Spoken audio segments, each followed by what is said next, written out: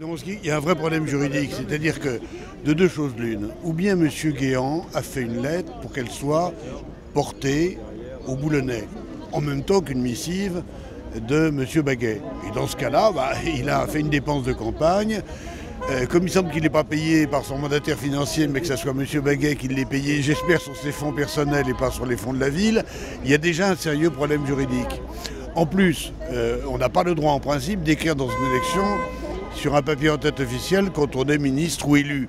Et ça peut être éventuellement annulation d'élection. Donc, premier problème. Deuxième problème, que je crois plus vraisemblable, car après tout, j'ai confiance à M. Guéant, c'est que si c'est un communiqué destiné à l'AFP, ce n'était pas destiné à être distribué aux électeurs.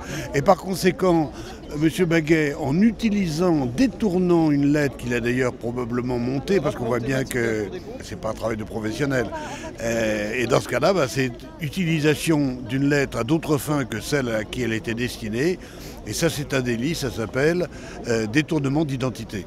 Et là, c'est à M. Guéant, puisque en France, nul ne plaide par procureur, de se faire rendre justice. Il peut déposer plainte pour faire établir la vérité. Voilà. Donc, problème juridique il y a. Moi, j'estime que le problème juridique est aussi un problème politique. C'est-à-dire que quand on est ministre de l'Intérieur, on est ministre des élections.